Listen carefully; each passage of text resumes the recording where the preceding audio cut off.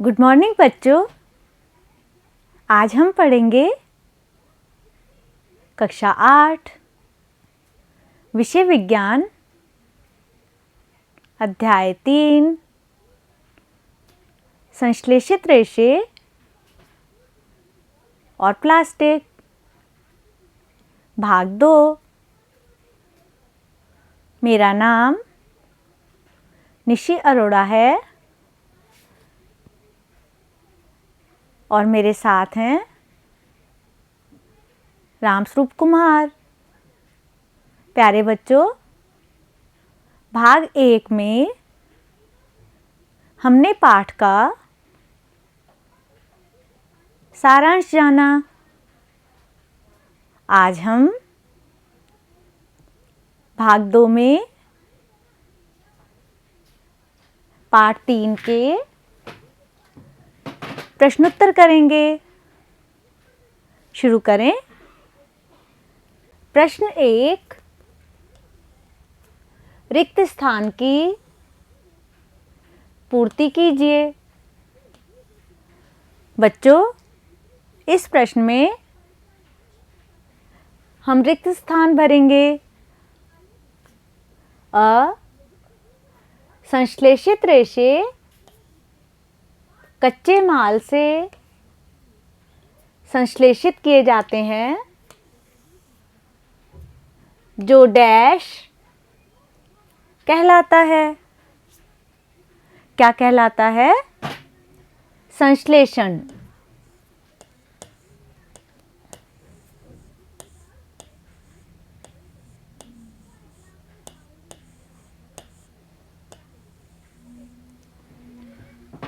ब संश्लेषित रेशे की भांति प्लास्टिक भी एक डैश है। क्या है? बहुलक है।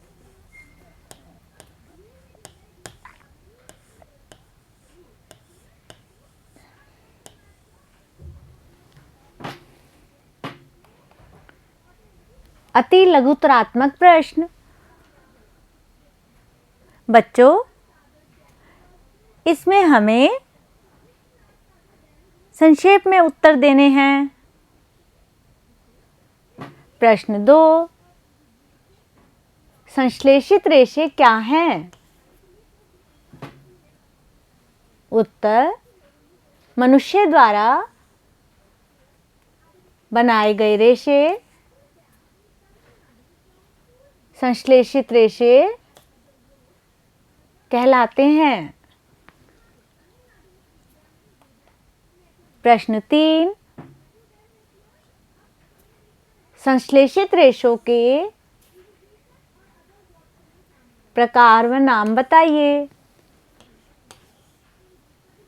उत्तर, संश्लेषित रेशे 3 प्रकार के होते हैं। Number 1, rayon. Number 2, nylon. Number 3, polyester और एक्रिलिक। प्रश्न 4, नायलॉन रेशों से निर्मित 2 वस्तुओं के नाम बताइए जो नायलॉन रेशे की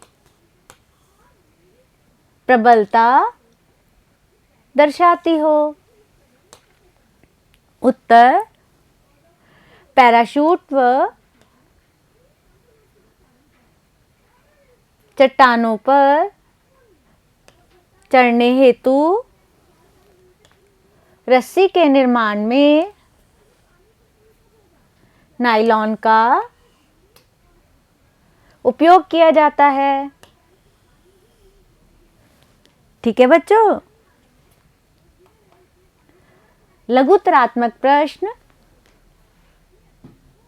अब हम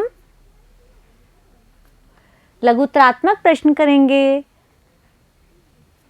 प्रश्न 1, थर्मोप्लास्टिक और थर्मोसेटिंग प्लास्टिक के मध्य अंतर को स्पष्ट कीजिए। उत्तर थर्मोप्लास्टिक। पहले हम जानेंगे कि थर्मोप्लास्टिक क्या होते हैं। नंबर 1, गर्म करने पर पिघल जाते हैं। नंबर 2, इन्हें पिघलाकर दूसरे आकार में ढाला जा सकता है। उदाहरण पॉलीथीन और पीवीसी। उपयोग खिलौने, कंघियां, बोतल, कुर्सी बनाने में। तो बच्चों, अब आप समझ गए होंगे कि थर्मोप्लास्टिक गर्म करने पर पिघल जाते हैं और इन्हें दोबारा उपयोग किया जा सकता है। कैसे? दूसरे सांचे में डालकर। और इनसे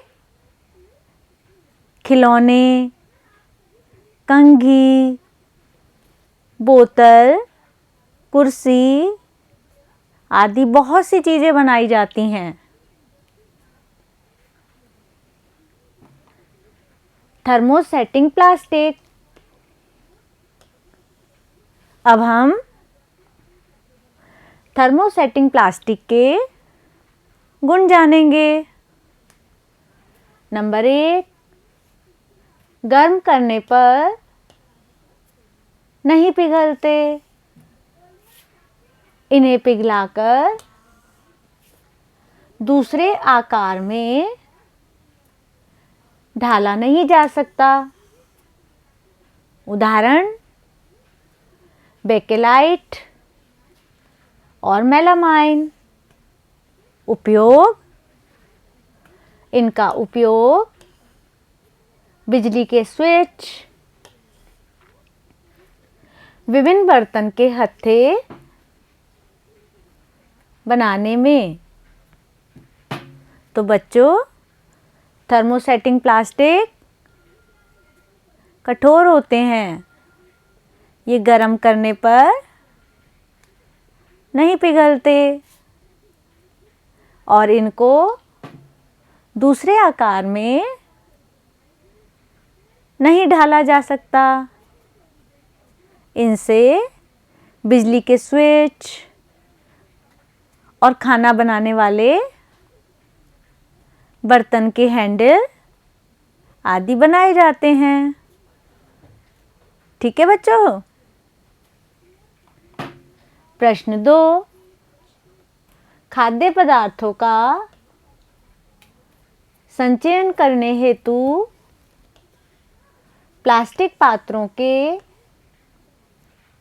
उपयोग के 3 प्रमुख लाभ बताइए। उत्तर, यह बहुत हल्के होते हैं।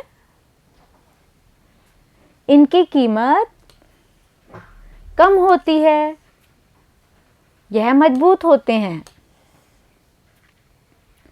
इन्हीं वजहों से आजकल प्लास्टिक का बहुत ज़्यादा इस्तेमाल होता है। निबंधात्मक प्रश्न। प्रश्न 1, उदाहरण देकर प्रदर्शित कीजिए कि प्लास्टिक की प्रकृति असंक्षारक होती है। उत्तर प्लास्टिक एक अनभिक्रियाशील पदार्थ है। यह लोहे की तरह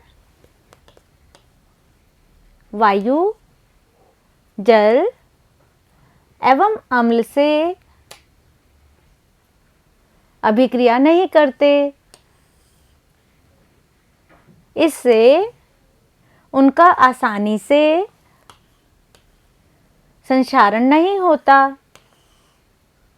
अतः हम अचार, दही व बहुत से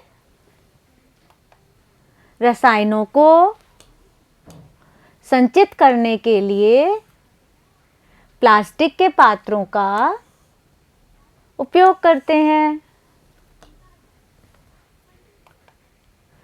प्रश्न 2, जहाँ तक संभव हो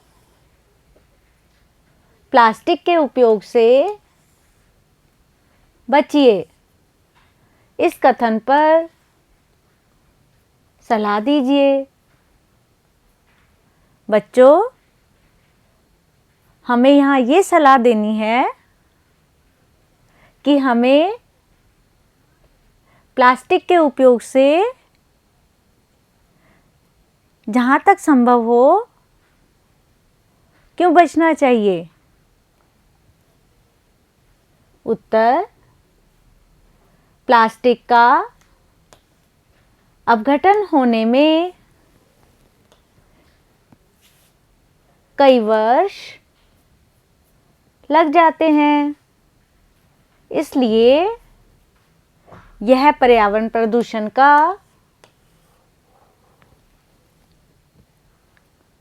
कारण बनता है। हमें प्लास्टिक का उपयोग कम करना चाहिए, पुनः उपयोग करना चाहिए। प्लास्टिक की थैलियों का उपयोग ना करके कपड़े या जूट का थैला काम में लेना चाहिए। तो बच्चों, अब हमने इस पाठ के प्रश्न उत्तर पूरे कर लिए हैं। अब आप गृह कार्य करेंगे। गृह कार्य सही विकल्प का चयन कीजिए। प्रश्न 1, थर्मोप्लास्टिक एवं थर्मोसेटिंग प्लास्टिक में अंतर को स्पष्ट कीजिए। बच्चों, अभी आपने समझा था ना कि थर्मोप्लास्टिक और थर्मोसेटिंग प्लास्टिक में क्या अंतर होता है। इसे आप अपने आप लिखना। ठीक है बच्चों। प्रश्न 2, खाद्य पदार्थों का संचयन करने हेतु प्लास्टिक पात्रों के 3 प्रमुख लाभ बताइए। इसका उत्तर अपने आप लिखिए। तो बच्चों, अब ये अध्याय 3 समाप्त हुआ।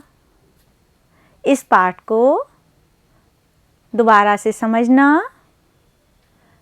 और प्रश्न उत्तर नोटबुक में लिखना। ठीक है बच्चों, धन्यवाद।